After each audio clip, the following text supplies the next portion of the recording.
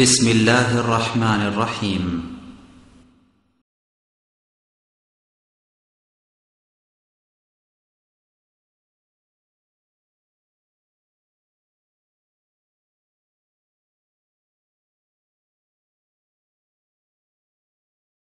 الحمد لله نحمده ونستعينه ونستغفره ونؤمن به ونتوكل عليه ونعوذ بالله من شرور أنفسنا ومن سيئات أعمالنا من يهده الله فلا مضل له ومن يضلل فلا هادي له وأشهد أن لا إله إلا الله وحده لا شريك له وأشهد أن محمدا عبده ورسوله صلى الله عليه وسلم الذي أرسله بالحق بشيرا ونذيرا وداعيا إلى الله بإذنه وسراجا منيرا أما بعد فإن خير الحديث كتاب الله وخير الهدي هدي محمد صلى الله عليه وسلم وشر الأمور محدثاتها وكل محدثة بدعة وكل بدعة ضلالة وكل ضلالة في النار. أما بعد فقد قال الله تبارك وتعالى في الكلام المجيد والفرقان الحميد بعد أعوذ بالله من الشيطان الرجيم يا أيها الذين آمنوا اتقوا الله حق تقاته ولا تموتن إلا وأنتم مسلمون يا أيها الناس اتقوا ربكم الذي خلقكم من نفس واحدة وخلق منها زوجها وبث منهما رجالا كثيرا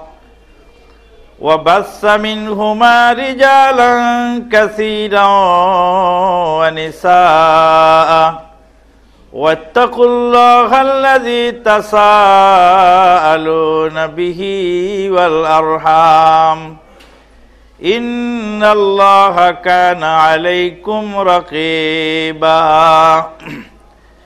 يا أيها الذين آمنوا اتقوا الله وقولوا قولا سديدا يصلح لكم أعمالكم ويغفر لكم ذنوبكم ومن يطع الله ورسوله فقد فاز فوزا عظيما.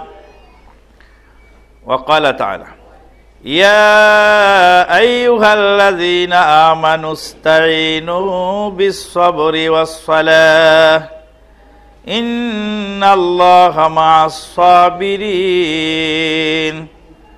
ولا تقولوا لمن يقتل في سبيل الله أموات بل أحياء ولكن لا تشعرون ولنبلونكم بشيء من الخوف والجوع ونقص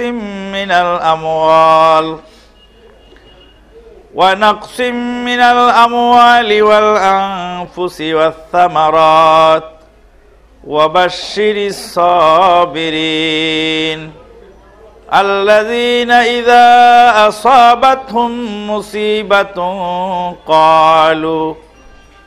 قالوا إنا لله وإنا إليه راجعون أولئك عليهم صلوات من ربهم ورحمة وأولئك هم المهتدون ইন্নাস সাফা ওয়াল মারওয়াতা মিন শাআইরিল্লাহ ফামান হাজ্জাল বাইতা বিতামারা ফালা জুনাহা আলাইহি আন ইয়াতাওয়াফা বিহিমা ওয়ামান তাতাওয়া খায়রান ফাইন্নাল্লাহা শাকিরুন আলিম।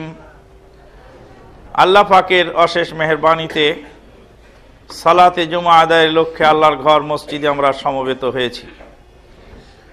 আজকে বেশ কয়েকটি বিষয় নিয়ে আমাকে কথা বলতে হবে। প্রথম হলো সাময়িক প্রেক্ষাপট। বর্তমান যে মাস চলছে, আরবি যে মাস চলছে, মাসের নাম কি? সফর মাস। আরবি সফর মাস, আরবি বৎসরের দ্বিতীয় মাস। এই সফর মাসে দুইটি বেদাত প্রচলিত আছে এই পাক ভারত উপমহাদেশে, বিশেষ করে একটি বেদাত হলো আখেরি চাহার সম্বা। সফর মাসের শেষ সোমবার, সফর মাসের শেষ সোমবারকে আখেরি চাহার সম্বা বলা হয়। এটা অবশ্যই ফার্সি ভাষা। সোমবা, এক সোমবা, দো সোমবা, শেষ সোমবা, চাহার সোমবা, বুধবার। সফর মাসের শেষ বুধবারকে আখেরি চাহার সোমবা বলা হয়। বলা হয়ে থাকে এই তারিখে নবী মুহাম্মদুর রাসূলুল্লাহ সাল্লাল্লাহু আলাইহি ওয়াসাল্লাম অসুস্থতার মাঝে সামান্য সুস্থতা অনুভব করেছিলেন, যারই ফলশ্রুতিতে বিভিন্ন রকমারির ইবাদতের ঝকমারি ছুটানো হয়ে থাকে এই দিনে, যা নেহায়েত অন্যায়, যা কোরআন ও সুন্নাহর দলিলে প্রমাণিত নয়। এই মাসের মধ্যে রয়েছে 11 তারিখ। এই মাসের 11 তারিখকে বলা হয় ফাতেহা ইয়াজদাহাম, যা আব্দুল কাদের জিলানী রাহমাতুল্লাহ আলাইহির জন্ম তারিখ হিসাবে পালিত হয়ে থাকে। আব্দুল কাদের জিলানী রাহমাতুল্লাহ আলাইহির জন্ম তারিখ তো দূরের কথা, কোন নবী রাসূল, কোন সাহাবীদের জন্ম তারিখ আমরা পালন করতে বাধ্য নই। আমাদেরকে জন্ম তারিখ পালন করার নির্দেশ কোরআন ও সুন্নাহয় কোথাও দেওয়া হয়নি। জন্মবার্ষিকী, মৃত্যুবার্ষিকী যদি ইসলামে বৈধ থাকতো, তাহলে নবী মুহাম্মদুর রাসূলুল্লাহ সাল্লাল্লাহু আলাইহি ওয়াসাল্লাম তিরোধানের পূর্ব মুহূর্তে প্রায় 2 লক্ষ সাহাবী দুনিয়াতে রেখে গেলেন। প্রত্যেক সাহাবীর যদি জন্ম তারিখ আর মৃত্যু তারিখ পালন করতে লাগি, তাহলে বছরে 365 জন সাহাবীর জন্ম তারিখ পালন করা আমাদের পক্ষে সম্ভব হবে। 2 লক্ষ সাহাবীর জন্ম তারিখ পালন করে শেষ করতে কত বছর লাগবে, এটা একটা ভাববার বিষয়। 1,24,000 পয়গম্বর দুনিয়াতে এসেছিলেন। 1,24,000 পয়গম্বর দুনিয়াতে এসেছিলেন। এই যে লক্ষাধিক পয়গম্বরের জন্ম তারিখ যদি আমরা পালন করতে যাই, তাহলে কত বছর লাগবে আমাদের সেই তারিখ পালন করতে। তাই তো মুসলিম জাতি কাজ ছেড়ে দিয়ে কোনোদিন হাসতে থাকবে আর কোনোদিন কাঁদতে থাকবে, কোনোদিন শোক দিবস আর কোনোদিন আনন্দের দিবস। ইসলামী শরীয়ত এগুলি আমাদেরকে পালন করতে বলেন নাই। নবী মুহাম্মদুর রাসূলুল্লাহ সাল্লাল্লাহু আলাইহি ওয়াসাল্লাম যেই তারিখে নবুয়ত লাভ করলেন, যেই রাতে, সেই রাতের নাম হলো লাইলাতুল কদর। লাইলাতুল কদরে আল্লাহ পাক তার নবীকে নবুয়ত দান করেছিলেন। যেই মহিয়সী রাতে নবী মুহাম্মদুর রাসূলুল্লাহ সাল্লাল্লাহু আলাইহি ওয়াসাল্লাম নবুয়তের সার্টিফিকেট লাভ করেন, সেই মহিয়সী রাতের ইবাদত 1000 মাসের ইবাদতের চেয়ে উত্তম বলে আল্লাহর কোরআন প্রমাণ করেছে। নবী সাল্লাল্লাহু আলাইহি ওয়াসাল্লামের জন্ম তারিখ এবং মৃত্যু তারিখ আমাদেরকে পালন করতে বলা হয়নি, বলা নিষ্প্রয়োজন। আল্লাহর নবীর জন্ম তারিখ 12ই রবিউল আউয়াল বলে কথিত আছে, কিন্তু 12ই রবিউল আউয়ালে নবী মুহাম্মদুর রাসূলুল্লাহ সাল্লাল্লাহু আলাইহি ওয়াসাল্লাম ইন্তেকাল করেছিলেন। তিনি জন্মগ্রহণ করেন 9ই রবিউল আউয়াল। যেহেতু সোমবারে তিনি জন্মগ্রহণ করেছেন, সহিহ হাদিস দ্বারা প্রমাণিত। নবী মুহাম্মদুর রাসূলুল্লাহ সাল্লাল্লাহু আলাইহি ওয়াসাল্লাম বলেন, সোমবারে তোমরা সিয়াম পালন করো, যেহেতু সোমবারে আমার জন্ম তারিখ। বৃহস্পতিবারে তোমরা সিয়াম পালন করো। সাপ্তাহিক আমলনামা আল্লাহর দরবারে সাপ্তাহিক রিপোর্ট পেশ করা হয়। আল্লাহর নবী সাল্লাল্লাহু আলাইহি ওয়াসাল্লাম সাপ্তাহিক সিয়াম সোমবার এবং বৃহস্পতিবারে পালন করতেন। বলতেছিলাম, আব্দুল কাদের জিলানী রহমাতুল্লাহ আলাইহির জন্ম তারিখ আমাদের জন্য ফাতেহা ইয়াজদহম বলেন আর যাই বলেন, সেটা পালন করার নির্দেশ কোরআন ও সুন্নায় আমাদেরকে দেওয়া হয়নি। তার মানে এই নয় যে আব্দুল কাদের জিলানী রহমাতুল্লাহ আলাইকে আমরা খাটো করে দেখছি। আব্দুল কাদের জিলানী রহমাতুল্লাহ আলাইকে তারাই খাটো করেছেন যারা তার নামে অনেক মিথ্যা কল্পকাহিনী, কল্পনার ইয়েতে ঘোরসোয়ারে যারা অনেক দূর দৌড়িয়ে গেছেন, তারা আব্দুল কাদের জিলানী রহমাতুল্লাহ আলাইকে পিরানে পীর দস্তেগীর নামে আখ্যায়িত করতেও দ্বিধাবোধ করেন নাই। দস্তেগীর মানে কি আমি তো বুঝি না, তবে বাংলায় তর্জমা করলে তার অর্থ হয় হাত ধারণকারী, হস্ত ধারণকারী। ওখানে একটি কথিত গল্প আছে, আল্লাহ এবং আব্দুল কাদের জিলানী রহমাতুল্লাহ আলাইহ দুইজন হাঁটা চলা করছিলেন আসমানের উপরে। হঠাৎ করে আল্লাহ ফিসল খেয়ে পড়ে গেলেন। তখন আল্লাহর হাত চেপে ধরে আব্দুল কাদের জিলানী আল্লাহকে স্থির রাখলেন। ওই জন্য পিরানে পীর দস্তেগীর। তো এই যে দস্তেগীর, এটা ফার্সিতে আপনাকে বলা হচ্ছে, আপনি তো বুঝতে পারছেন না কি বলল। আপনাকে বলা হচ্ছে আখেরি চাহার সম্বা, আপনি তো বুঝতে পারলেন না যে কি বলা হলো। ভাষার আন্দোলন চলেছে, ভাষার জন্য আন্দোলন হয়েছে, রক্ত ঝরেছে। ভাষা স্বাধীনতা এখনো আপনার দেশের মসজিদের মেম্বরে জাতীয় ভাষায়, মাতৃভাষায় কেন খুতবা হয় না? এ প্রশ্নের জবাব কে দেবে? ব্রিটিশ জানিয়েছিল, ব্রিটিশ ষড়যন্ত্র করে এটাই করেছিল যে মাতৃভাষায় যদি খুতবা হয় তাহলে এদেশের মাটিতে মানুষের কাছে তাওহীদের দাওয়াত পৌঁছে যাবে, মাতৃভাষায় যাতে দিন চর্চার সুযোগ না থাকে। সেই জন্যই তো বিভিন্ন ধরনের তরিকা, বিভিন্ন ধরনের পথ ও পন্থা অবলম্বন করা হয়েছে। বলা বাহুল্য, কথাটা আবার না বলে পারলাম না। বাহরাইনের সালমান পোর্টের আল নাফিসি মসজিদের প্রথম জুমার খুতবা উদ্বোধন হলো আমাকে দিয়ে। আমি প্রথম খুতবা দিলাম। প্রথম খুতবা আরবিতে হয়েছিল, দ্বিতীয় খুতবা হয়েছিল উর্দুতে। প্রথম খুতবা এবং দ্বিতীয় খুতবা শেষে সালাত সমাপ্ত করার সাথে সাথেই পাকিস্তানি জনক ভাই এসে আমার পথ আগলে ধরে বললেন, আরবি ভাষায় খুতবা হবে, আপনি উর্দু ভাষায় কেন খুতবা দিলেন? আমি তখন ভদ্রলোককে উর্দু ভাষায় জবাব দিতে লাগলাম আর বললাম যে আপনার প্রশ্নটাও আপনি আরবিতেই করুন আর আমি জবাবটাও আরবিতেই দিব। আমি উর্দুতে কোনো জবাব দিতে নারাজ, কারণ নবী মুহাম্মদুর রাসূলুল্লাহ সাল্লাল্লাহু আলাইহি ওয়াসাল্লামকে কোনোদিন উর্দু ভাষায় প্রশ্ন করাও হয়নি, আর তিনি কোনোদিন প্রশ্নের উত্তরও দেননি। অতএব প্রশ্নও করবেন আরবিতে, উত্তরও দিব আমি আরবিতে। তো উনি বললেন যে আমি আরবি বুঝি না। বললাম যে আপনি আরবি বোঝেন না দেখেই তো আমাকে খতিব নিয়োগ করা হয়েছে, আপনাকে খুতবার মূল কথাগুলি জানানোর জন্য। ভবন বিখ্যাত মুহাদ্দিস, মুহাক্কিক, আলেমে দ্বীন, মুফতি, ক্ষণজন্মা মহাপুরুষ মুহাম্মদ বিন সালেহ আল উসাইমিন রহমাতুল্লাহ আলাইহি তিনি বলেছেন যে আরবি ভাষায় প্রথম খুতবা যদি হয়, দ্বিতীয় খুতবা যদি মাতৃভাষায় হয়, অথবা খুতবার কিছু অংশ আরবিতে, সেটাকেই যদি মাতৃভাষায় বুঝিয়ে দেওয়া হয় তাহলে তো কোনো সমস্যা নাই। আল্লাহ পাক বলছেন, ওমা আরসালনা মির রাসূলিন ইল্লা বিলিসানি কওমিহিম। দুনিয়াতে যত নবী এবং রাসূল পাঠানো হয়েছে, সমস্ত নবী এবং রাসূলকে তার মাতৃভাষা দিয়ে, তার জাতীয় ভাষা দিয়ে, তার আঞ্চলিক ভাষা দিয়ে পাঠানো হয়েছে, যাতে মানুষকে বুঝাতে সক্ষম হন তারা, মানুষকে বুঝানোর জন্য। তাই তো ভাষা একটি আল্লাহর বিশেষ অবদান। আল্লাহ পাক বলেন, অমিন আয়াতিহি ইখতিলাফু আলসিনাতিকুম ওয়া আলওয়ানিকুম ইন্না ফি যালিকা লাআয়াতাল লিল আলামিন। পৃথিবীর সমস্ত জ্ঞানী গুণীদের জন্য একটি অনন্য দিন নিদর্শন রয়েছে।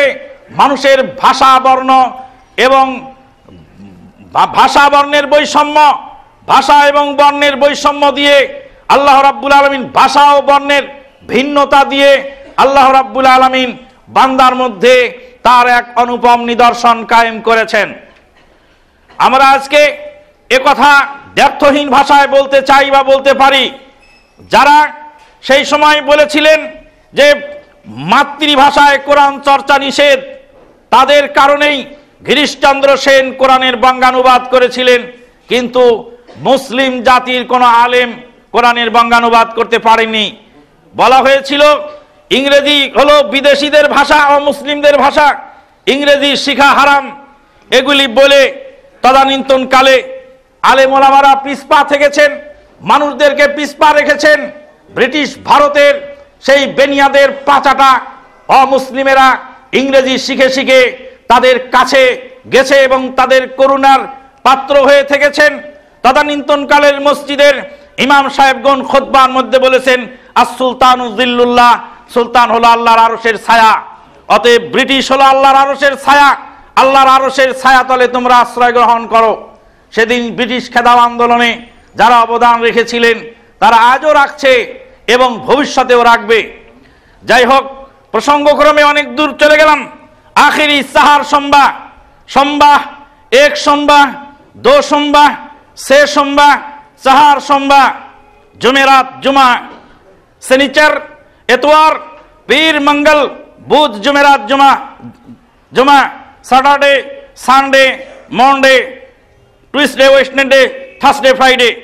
এই যে দিনগুলির নাম আরবিতে বলা হলো ইয়ামুস সাবত, ইয়ামুল আহাদ, ইয়ামুল ইসনাইন, ইয়ামুল সুলাসা, ইয়ামুল আরবিয়া, ইয়ামুল খামিস, ইয়ামুল জুমআ। আরবিতে দিনের নাম আছে, ইংরেজিতে দিনের নাম আছে, ফার্সিতে দিনের নাম আছে। আরবি ইংরেজি কোনো নাম চয়ন না করে ফার্সি ভাষায় যখন চাহার সম্বাহ বলা হলো, তখন বোঝা গেল যে এটা অবশ্যই পারস্য থেকে এসেছে। পারস্য থেকে এই বেদাতের আবিষ্কার হয়েছে। ফাতেহা ইয়াজদহম, ইয়াজদহম, দোয়াজদহম, সেয়াজদহম, চাহারদহম, ইয়াজদহম, দোয়াজদহম। ইয়াজদহমের বাংলা অনুবাদ করলে হবে একাদশী। আপনাকে যদি বলা হয় একাদশীর ফাতেহা, আপনি বলবেন সুবহানাল্লাহ, আবার কি বলে? একাদশীর ফাতেহা কি? একাদশীর পূজা পার্বণ তো হিন্দুরা করে। দ্বাদশী, ত্রয়োদশী, এই যে পৌষ মাস চলছে, পৌষ মাসের শেষে পুশুরি হবে, চৈত্র সংক্রান্তি হবে, আরো কত কিছু হবে। আপনার সন্তানেরা চলে যাচ্ছে সেই সমস্ত পথে, আমরা তার ইতিহাস এবং খোঁজ খবর আমরা রাখি না। বলছিলাম সাময়িক প্রেক্ষাপটকে কেন্দ্র করে এই দুইটা বিষয় আমাদেরকে সজাগ থাকতে হবে যে আখেরি চাহার সম্বার সাথে ইসলামী শরীয়তের কোনো ইবাদত রিলেটেড নয়, সম্পৃক্ততা তার মধ্যে নাই, আর ফাতেহা ইয়াজদহমের সাথেও নাই। আল্লাহ রাব্বুল আলামিনের শান ও মানকে খাটো করে আব্দুল কাদের জিলানী রহমাতুল্লাহ আলাইকে বড় করার মধ্যে কোনো কৃতিত্ব নাই। আব্দুল কাদের জিলানী রহমাতুল্লাহ আলাইহি অবশ্যই একজন হক্কানি আলেম ছিলেন, তবে তার শুরু জীবন এক রকমের ছিল আর শেষ জীবন আর এক রকমের হয়েছে। জীবনের অনেক ভুল ভ্রান্তি মাসলার জন্য তিনি শেষ জীবনে তওবা ইস্তেগফার করেছেন। আপনি যে আব্দুল কাদের জিলানীকে নিয়ে এত কথা বলছেন, আপনি আব্দুল কাদের জিলানী রহমাতুল্লাহ আলাইহি গুনিয়াতুত তালেবিন কিতাবখানা খুলে দেখুন। আপনাকে তো উনি মুরজিয়ার খাতায় উনি আপনাকে লিস্টেড করেছেন, আপনাকে তো মুরজিয়া বানিয়ে ছেড়েছেন। তা আপনাকে যিনি মুরজিয়া বানিয়েছেন তার সম্পর্কে আপনার এত মন্তব্য কেন? ভালো যদি বেঁচে থাকি আমরা আব্দুল কাদের জিলানীকে ভালোবাসি, আব্দুল কাদের জিলানী রহমাতুল্লাহ আলাইহিকে ভালোবাসি, তবে সাহাবীদের চেয়ে বেশি নয়। সাহাবীদের চেয়ে বেশি ভালো আমরা বাসি না, সাহাবীদের সমপর্যায়ে নয়। আব্দুল কাদের জিলানী রহমাতুল্লাহ আলাইহির ভালোবাসা তার জায়গাতে আছে, সাহাবায়ে কেরামদের ভালোবাসা তাদের জায়গায় রয়েছে। বন্ধুগণ, বলতেছিলাম এরপরে আবার ফিরে আসি আমরা সাময়িক প্রেক্ষাপটে বর্তমান গত জুমার খুতবার সাথে আবার রিলেটেড কিছু কথা আজকে আবার নতুন করে আপনারা শুনে যান। দুইটা পথ রয়েছে, দুইটা পদ্ধতি রয়েছে। একজন মানুষ যখন নির্যাতিত হচ্ছে, নির্যাতিত হওয়ার সময় তার দুইটা পথ আছে, একটা হলো প্রোটেকশন, একটা হলো অ্যাকশন। আপনি আমাকে মারবেন আর আমি খালি নীরবে সহ্য করে যাব, এটা তো হতে পারে না। এটার প্রতিবাদ করতে হবে, প্রোটেকশন আপনার প্রতিরোধ গড়ে তুলতে হবে। আর একটা আছে সবর। সবর মানে ধৈর্য ধারণ করা। তাহলে দুইটা কর্মসূচির আপনি কোনটা গ্রহণ করবেন এটা চয়ন করতে যখন আপনার ভুল হয়ে গেল, তখন আপনার আমও গেল, সালাও গেল। ডাকাত এসেছে, সশস্ত্র ডাকাত, ৩-৪ জন একসাথে আপনাকে ঘিরেছে। আপনি দেন আর না দেন, ইচ্ছা অনিচ্ছা আপনার পয়সা মোবাইল যা আছে সব নিয়েই ছাড়বে। আপনি যদি জিন্দা থাকতে না দেন তো আপনাকে জবাই করে সে নিবে। আপনি যদি বুদ্ধিমান লোক হয়ে থাকেন, তাড়াতাড়ি খুব দ্রুত গতিতে টাকা পয়সা যা ছিল বের করে দিয়ে বলেন, ভাই যান আমাকে মারিস না, তোর আল্লাহর দোহাই লাগে, তুই আমাকে মারিস না, তোর টাকা পয়সা মোবাইল যা লাগে তুই নিয়ে চলে যা, তুই আমারে মারিস না, তোর কাছে অনুরোধ, আমি মার দেখে খুব ভয় পাই দাদা, তুই এই টাকা পয়সা যা লাগে সব নিয়ে চলে যা। একদিন আমাকেও ধরেছিল এক ডাকাত। ধরার পরে 6,500 টাকা পকেটে ছিল, টাকাগুলি সব দিয়ে দিলাম, বললাম টাকা নিয়ে চলে যাও, আমার গায়ে হাত তুলো না।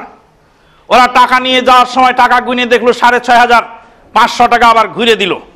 ঘুরে দিয়ে বললো যে এটা রাখেন, এটা আপনার কাজে লাগবে। আপনার ওদের সাথে আমি ভালো ব্যবহার করলাম, ওরা আমার সাথে ভালো ব্যবহার করলো। হাল জাযাউল ইহসান ইল্লাল ইহসান। মোবাইলটা আমার নিয়েছিল, মোবাইলটা ফেরত দিল। ফেরত দিয়ে বললো মোবাইল ছাড়া তো আপনি চলতে পারবেন না, আপনার এই পুরাতন মোবাইল না হয় আমরা 200-500 টাকা বিক্রি করবো, ওটা আমার দরকার নেই, টাকা কয়টা পাইছি আলহামদুলিল্লাহ যথেষ্ট, আর এই 500 টাকা আপনি নিয়ে যান, এটা আপনার গাড়ির খরচ। টাকাটা নিয়ে চলে গেল ওরা। ওরা আমার গায়ে হাত তোলে নেই, আঁচড় কাটে নেই। আমি যদি টাকা দিতে অস্বীকৃতি জানাতাম, জোর খাটাতাম, শক্তি প্রয়োগ করতাম, তাহলে অবশ্যই আমাকে হত্যা করে হলেও তারা টাকা মোবাইল ছিনিয়ে হাতিয়ে নিয়ে চলে যেত। তাহলে পরিস্থিতি মূল্যায়ন আপনি করবেন। কিন্তু যে এসেছে সে যদি আমার চেয়ে দুর্বল হয় আর আমি যদি সবল হয়ে থাকি, তাহলে তো অবশ্যই আমি এত সহজে আমার অর্থ সম্পদ সেখানে দিয়ে দিব না, সেখানে আমি শক্তি প্রয়োগ করব।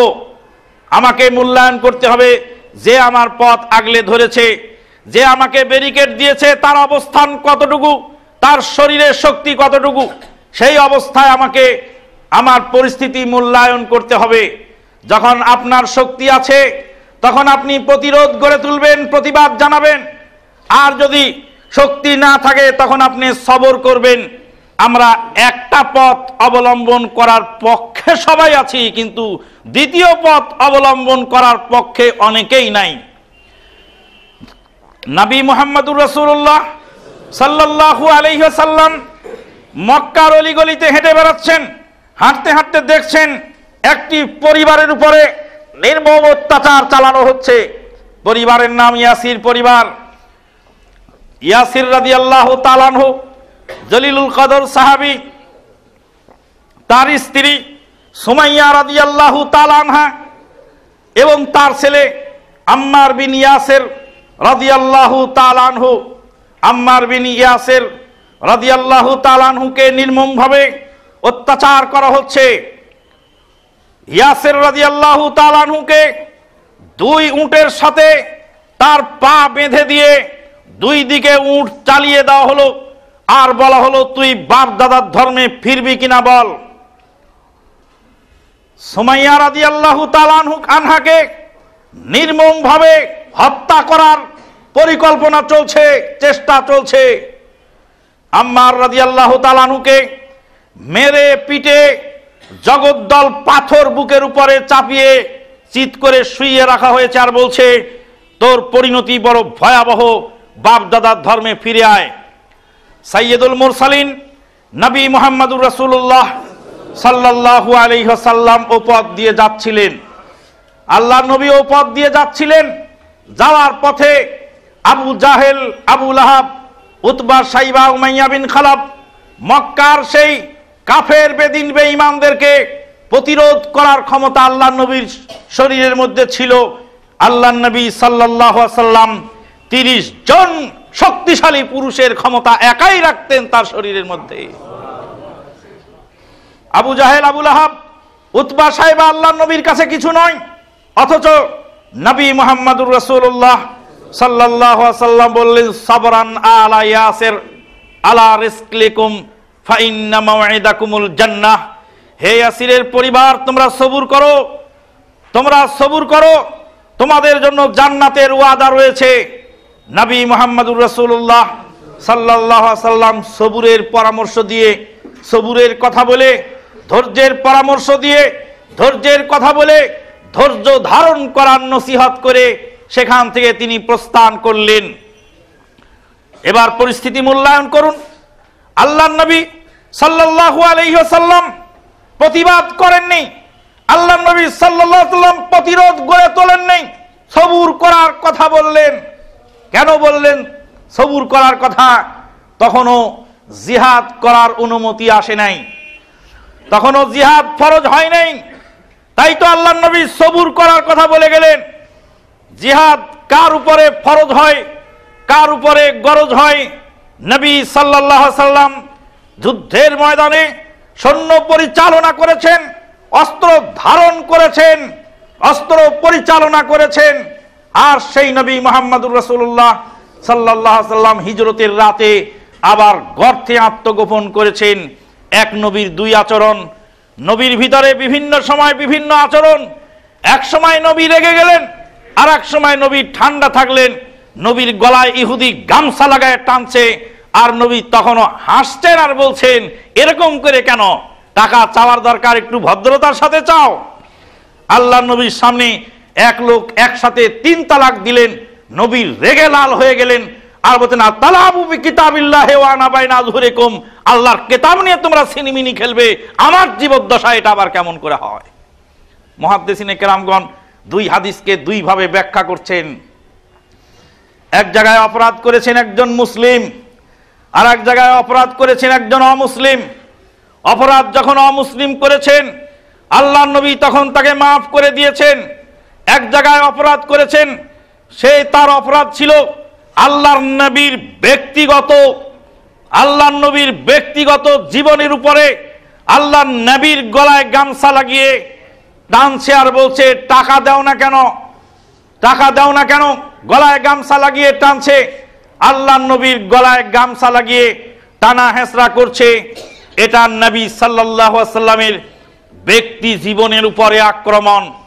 আর যখন একসাথে 3 তালাক দিয়েছেন, ওটা শরীয়তের উপরে আক্রমণ, কোরআন সুন্নাহর উপরে আক্রমণ। নবী সাল্লাল্লাহু আলাইহি ওয়াসাল্লাম ওমরে ফারুক রাদিয়াল্লাহু তাআলা আনহুকে দেখলেন তাওরাতের ছিঁড়া পাতা পড়ছেন আর আনন্দ উল্লাস করছেন, আর মনের মধ্যে বহুত আনন্দ।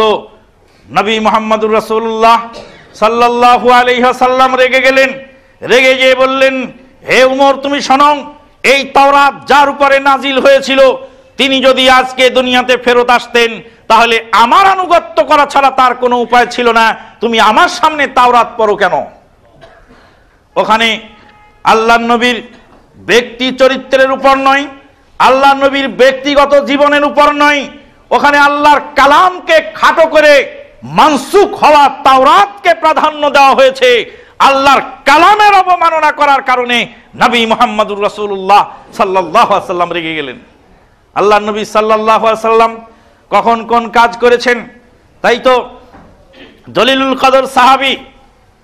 কদর সাহাবী আব্দুল্লাহ ইবনে আমর ইবনুল আস রাদিয়াল্লাহু তাআলা আনহু জিজ্ঞেস করলেন, ইয়া রাসূলুল্লাহ সাল্লাল্লাহু আলাইহি ওয়াসাল্লাম, আপনি তো কোন সময় দেখতে পাই আপনি কোন সময় একটু হাসি মুখে থাকেন, কোন সময় একটু রসিকতা করেন, কোন সময় একটু রেগে যান, তো আপনি কখন কোনটা বলেন, কোনটা হাদিস আর কোনটা হাদিস নয়, কোনটা লিখবো আর কোনটা লিখবো নয়, এটা তো আমরা বুঝতে পারি না, তো আমাদেরকে একটু ইঙ্গিত দিলে ভালো হয়। আল্লাহর নবী বলেন, উক্তব, আমি যা বলি সব লিখে ফেলো। আল্লাহর নবী বলেন, উক্তব, আমি যা বলি সব লিখে ফেলো। ওয়াল্লাযী নাফসি বিয়াদিহি মা ইয়াখরুজু মিনহু ইল্লাল হক। ওই আল্লাহর কসম, আমার এই মুখ থেকে যা বের হয় সব হক ছাড়া না হক কথা কোনোদিন বের হয় না। রসিকতার ছলে যেটা বলি ওটা রসিকতার দলিল, রাগের ছলে যেটা বলি ওটা রাগের দলিল, আনন্দ উল্লাসের সময় যেটা বলি ওটা আনন্দ উল্লাসের দলিল।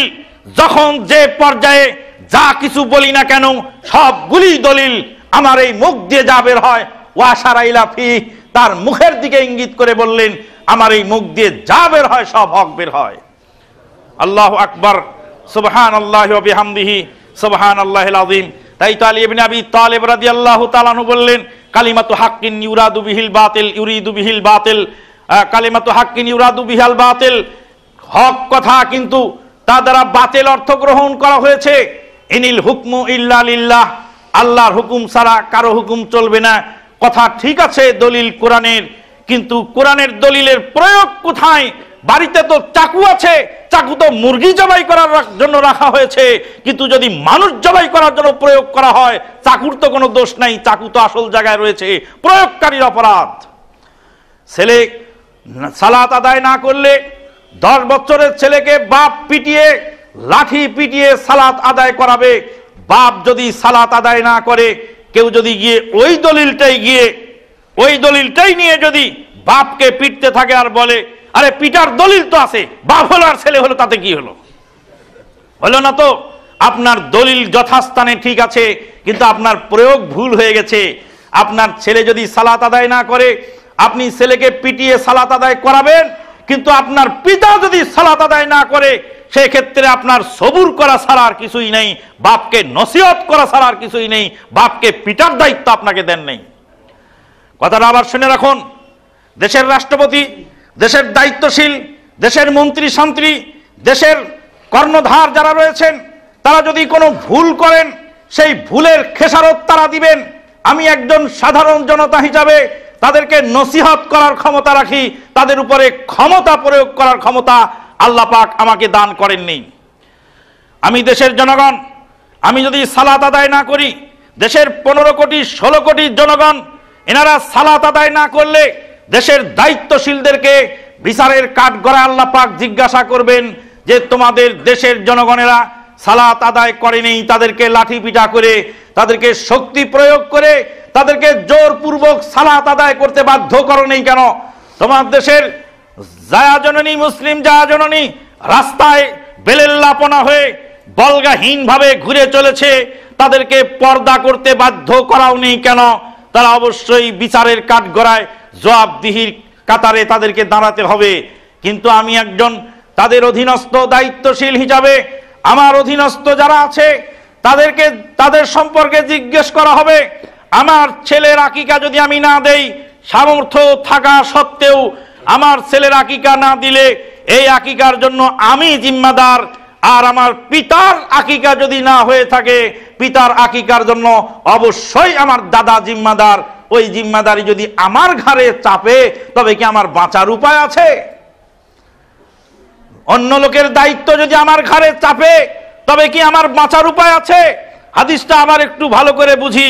আল্লাহ নবী সাল্লাল্লাহু আলাইহি ওয়াসাল্লাম বলেছেন, আলা কুল্লুকুম রাইন ওয়া কুল্লুকুম মাসউলুন আন রাইয়াতিহি, তোমরা প্রত্যেকেই দায়িত্বশীল, প্রত্যেকেই দায়িত্ব সম্পর্কে জিজ্ঞাসিত হবে, প্রত্যেকের দায়িত্ব সম্পর্কে জিজ্ঞাসিত হবে, প্রত্যেকের আপন আপন দায়িত্ব যতটুকু আছে ততটুকু জিজ্ঞাসিত হবে। একজন মসজিদের ইমাম তার মসজিদের মুসল্লিদের সম্পর্কে জিজ্ঞাসিত হবেন। সেই মসজিদের মুসল্লিদের সালাত যদি ঠিক মতো না হয়, একজন পরিবারের প্রধান পরিবারের অধীনস্থ সদস্যদের সম্পর্কে জিজ্ঞাসিত হবেন। সন্তান যখন বড় হয়ে যায়, সন্তান যখন আলাদা হয়ে যায়, সন্তান যখন সাবালক হয়ে যায়, অবশ্যই বাপের জিম্মাদারি থেকে তখন বেরিয়ে যায়। বাপ যদি তার অধীনস্থ থাকা অবস্থায় তার দায়িত্ব পালন করার পরে পরবর্তীতে যদি দায়িত্ব পালন করতে না পারেন, তাহলে অবশ্যই বাপ বিচারের কাঠগড়ায় ফাঁসবেন না। বাপ তো যথার্থভাবে চেষ্টা করেছেন। আজকে দুঃখজনক হলো সত্য যে আমরা নিজেরা যেটা বুঝে রেখেছি, আমাদের নিজের বুঝ অপরের উপরে চাপিয়ে দেওয়ার জন্য চেষ্টা চালাচ্ছি, যারই ফলশ্রুতিতে সমস্যা হয়ে যাচ্ছে। বক্তৃতা হচ্ছে, কথা হচ্ছে, কোরআন হাদিসের আলোচনা হচ্ছে, পাশ থেকে আবার সাইড টকিং করছেন, আর একজন বলছে ওই ভালো করে বলেন, হক কথা বলেন, ও মৌলভী সাহেব ঠিক করে হাদিস কন। তা আমি বলি হাদিসটা তুমি বলো, আমি শুনি। বলে আমি তো হাদিস জানি না। তা আপনি যে বলেন ঠিক করে হাদিস বলেন, তা আপনি যখন ঠিক করে দিতে পারছেন, তাহলে আপনি তো নিশ্চয়ই আমাকে বলতে পারবেন। আজকে আমরা নিজেরা কোন একটি মাসলা স্থির করে রেখেছি, স্থির করে রেখে সেই মাসলার সমর্থনে দলিল নেওয়ার চেষ্টা করেছি। সেদিন ডেস্টিনির বিরুদ্ধে যখন বক্তৃতা আমরা দিয়েছি, তখন ডেস্টিনির হাজার হাজার যুবকেরা রাস্তায় বেরিয়ে পড়েছে আমাদের বিরুদ্ধে। হতভাগা ওই যুবক সেদিন বোঝে নাই যে ডেস্টিনি তার সব কিছু লুটিয়ে নিয়ে চলে যাবে। বলেছি ডেস্টিনির বিরুদ্ধে, ডেস্টিনির দালাল মৌলবী ছিল, যারা দালালি খেয়ে, তারা সেখানে দালালির পয়সা খেয়ে খেয়ে তারা ডেস্টিনির সপক্ষে ফতোয়া দিয়েছে। আর বলছে আমাদের দলে কি মৌলবী নাই, আমাদের দলে কি আলেম নেই, আমাদের দলের আলেমরা কি বোঝেন না? তুমি ডেস্টিনি করো না তুমি আর কিছু করো, তা আমার সমস্যা কোথায়? হে যুবক, তোমার অর্থ সম্পদকে লুটে খাওয়ার জন্য ডেস্টিনি নামক ডাকাত তোমার ঘরে ঢুকেছে, তাই তো তোমাকে সজাগ করার জন্য বলেছিলাম, তারপরে তোমার কোপানলে আমরা পড়লাম। এখন তুমি বাস্তবে দুনিয়ার হালত তুমি দেখো। যেই সমস্ত মৌলবী ডেস্টিনির ফতোয়া দিয়েছিলেন পয়সা খেয়ে, তাদের আজকে হালত কোথায়? তারা আজকে যে আপনাকে ধর্মের নামে যেই ফতোয়াগুলি দিচ্ছেন, সেই ফতোয়াগুলি কতটুকু ঠিক আছে? দুনিয়ার ডেস্টিনিতে সামান্য কিছু অর্থ সম্পদ শেষ হয়ে গেছে, না হয় কিছু পয়সা তোমার খোয়া হয়ে গেছে, সেই পয়সা আল্লাহ পাক দিলে আর একদিন হতে পারে। কিন্তু পরকালের নাজাতের জন্য যেই নায়ে সুয়ার হয়ে গাং পাড়ি দেওয়ার চেষ্টা করছো, এই গাং, এই নাও যে মাঝপথে ডুববে না, তোমাকে কে বলবে? অতএব কোরআন সুন্নাহ বুঝার ব্যাপার আছে। কোরআন সুন্নাহ মানা সহজ, বুঝা কঠিন। কোরআন সুন্নাহ মানা সহজ, বুঝা কঠিন। কোরআন সুন্নাহ মানা সহজ, বুঝা কঠিন। কোরআন সুন্নাহ মানা সহজ, বুঝা কঠিন। কোরআন সুন্নাহ মানা সহজ, বুঝা কঠিন। আল্লাহর নবী সাহাবী আবু বকর সিদ্দিক রাদিয়াল্লাহু তাআলা আনহু যখন যাকাত বিরোধীদের সাথে যুদ্ধ ঘোষণা করলেন, যারা যাকাত দিবেন না তাদের সাথে যুদ্ধ ঘোষণা করলাম। মুসলিম জাহানের খলিফা ওমরে ফারুক রাদিয়াল্লাহু তাআলা আনহু, ওমরে ফারুক রাদিয়াল্লাহু তাআলা আনহু এসে আবু বকর সিদ্দিকের সামনে দাঁড়িয়ে বললেন, আমিরুল মুমিনিন, যারা সালাত আদায় করে, যারা নামাজ পড়ে, নামাজি মুসলিমের সাথে আপনি যুদ্ধ কি করে করবেন? আবু বকর সিদ্দিক রাদিয়াল্লাহু তাআলা আনহু ওমরে ফারুকের বুকের উপরে এক চাপড় মেরে বলেছিলেন, ধাক্কা দিয়ে বলেছিলেন, আজাব্বারুন ফিল জাহিলিয়াতে ওয়া খাওয়ারুন ফিল ইসলাম। বলে জাহিলিয়াতের জামানায় ছিলে তুমি আপসহীন, আর ইসলামের জামানায় যে ভেড়া হয়ে গেলে কেন? জাহিলিয়াতের জামানায় ছিল তোমার শক্তি সাহস, তোমার সহ্য বীর্য সারা বিশ্বে প্রশংসনীয়, আর আজকে তুমি ইসলামের মধ্যে এসে এত দুর্বল হয়ে গেলে কেন? শুনে রাখো হে ওমর, শুনে রাখো হে ওমর, আল্লাহর নবীর জামানায় যাকাতের উট দেওয়া হতো। যাকাতের উট বাঁধার জন্য গলায় যে গলাশি বলে আমাদের এলাকায়, এই গলাশির দড়িটাও যদি কেউ খুলে রাখে আর বলে যাকাত দিলাম উট, কিন্তু দড়িটা খুলে রাখবো, আমি আবু বকর সিদ্দিক ওই দড়িটা না দেওয়ার কারণে তার বিরুদ্ধে যুদ্ধ ঘোষণা রাখলাম। আবু বকর সিদ্দিক রাদিয়াল্লাহু আনহু এত নরম মানুষ, এত গরম হলেন কেন? ইসলাম অবশ্যই উমর ইবনুল খাত্তাবের চেয়ে আবু বকর সিদ্দিক একটু বেশি বুঝেছিলেন। ওমর ইবনুল খাত্তাব রাদিয়াল্লাহু তাআলা বুঝতে পারলেন আমার বুঝটা ভুল হয়ে গেল। তিনি আবার ফিরে এসে আমিরুল মুমিনিনের সাথে একাত্মতা ঘোষণা করলেন। ইসলাম মানা সহজ কিন্তু বুঝা কঠিন। ওমর ইবনুল খাত্তাব রাদিয়াল্লাহু তাআলা বুঝতে একটু টাইম লেগে গেল। আবু বকর সিদ্দিক আগে বুঝলেন আর ওমর ইবনুল খাত্তাব পরে বুঝলেন। ওমর ইবনুল খাত্তাবের বুঝতে একটু টাইম লেগে গেল। আল্লাহর নবী সাল্লাল্লাহু আলাইহি সাল্লাম ইন্তেকালের পরে ওমর ইবনুল খাত্তাব উলঙ্গ তলোয়ার হাতে নিয়ে মদিনার অলিতে গলিতে বলে বেড়াচ্ছেন, যে লোক বলবে আল্লাহর নবী ইন্তেকাল করেছেন তাকে এই উমরের তলোয়ার দিয়ে একদম জিন্দা হত্যা করা হবে, দুই টুকরো করা হবে। আবু বকর সিদ্দিক রাদিয়াল্লাহু তাআলা আনহু কোরআনের আয়াত পড়লেন, ওয়ামা মুহাম্মাদুন ইল্লা রাসূল কাদ খালাত মিন ক্বাবলিহির রাসূল আফাই মাতা ওয়া কুতিলান কালাবতুম আলা আকাবিকুম। আয়াত পড়ার সঙ্গে সঙ্গে ওমর ইবনুল খাত্তাব রাদিয়াল্লাহু তাআলা ঠান্ডা হয়ে গেলেন। ওমর ইবনুল খাত্তাব মুসলিম জাহানের খলিফা, তার সামনে দাঁড়ানোর মতো শক্তি তদানীন্তন কালে বিশ্বে কারো নেই। একজন বৃদ্ধা রমণী রাস্তায় দাঁড় করে বলে, ওমর দাঁড়াও, কথা আছে আমার। আল্লাহু আকবার। আমিরুল মুমিনিনের সাথে সঙ্গী সাথীরা বলছে একটু ভদ্রতার সাথে কথা বলো মহিলা, কেমন করে বলো, মুসলিম জাহানের খলিফার সাথে এমন করে কথা বলে নাকি? বলছে রাআইতুকা উমায়রান, তোকে দেখেছিলাম রে একটা ছোট উমর। মুসলিম জাহানের খলিফাকে বলছেন বৃদ্ধা মহিলা, তোকে দেখেছিলাম ছোট উমর, একদিন পুচকে উমর তুমি এদিকে ঘুরে ফিরে বেড়াতে, তোমাকে দেখেছিলাম ছোট, তোমাকে ছোটকালে দেখেছি আমি হাঁটতে চলতে। রাআইতুকা উমায়রান সুম্মা সিরতা উমারান, তারপরে হয়ে গেলে বিরাট উমার, যুবক হয়ে গেলে, শক্তিশালী হয়ে গেলে। সুম্মা সিরতা আমিরান, তারপরে হয়ে গেলে মুসলিম জাহানের আমির। তোমাকে কে অধিকার দিয়েছে কোরআন বিরোধী ফতোয়া দেওয়ার? কে অধিকার দিয়েছে? কোরআন বিরোধী ফতোয়া দেওয়ার অধিকার কে দিয়েছে? তুমি কেন মহরানার একটি অ্যামাউন্ট নির্ধারণ করে দিয়েছো, অথচ আল্লাহ পাক বলেছেন ওয়াইন আতাইতুম ইহদাহুন্না কিনতারা, তোমরা যদি তোমাদের ওয়াইন আরাদতুম ইস্তিবদালা যাওজিম মাকানা যাওজিন ওয়া আতাইতুম ইহদাহুন্না কিনতারা, তোমরা যদি একজন স্ত্রীকে বাদ দিয়ে আর একজন স্ত্রীকে তালাক দিতে চাও, তালাক দিয়ে যদি বদল করতে চাও, আর এক স্ত্রীকে বিবাহ করতে চাও, যে স্ত্রীকে তালাক দিয়েছো তাকে যদি এক কেন্তার, কেন্তার বলা হয় এক ভেরি, এক পালা, এক গাদা মোহর দিয়ে দাও, সে মোহর আর ফেরত আনতে পারবে না। কোরআনে প্রমাণিত হলো কেউ তার স্ত্রীকে এক গাদা মোহর দিতে পারে, আর তুমি সেই মোহরের পরিমাণ নির্ধারণ করনেওয়ালা কে? কে তোমাকে অধিকার দিয়েছে সেই মোহর পরিমাণ নির্ধারণ করা? মুসলিম জাহানের খলিফা ওমর ইবনুল খাত্তাব উঠ থেকে নেমে মাটিতে সেজদায় পড়ে গিয়ে বলেন আল্লাহর হাজারো শুকর, যেই দেশে, যেই রাষ্ট্রে এরকম মহিলা আছেন, যেই মহিলা মুসলিম জাহানের খলিফাকে সংশোধনী দেয়। হে জনগণ, তোমরা জানো এই মহিলার পরিচয়? সূরা মুজাদালা খুলে দেখো, কাদ সামিয়াল্লাহু কাওলাল্লাতী তুজাদিলুকা ফি যাওজিহা ওয়া তাশতাকি ইলাল্লাহ ওয়াল্লাহু ইয়াসমাউ তাহাওরাকুমা।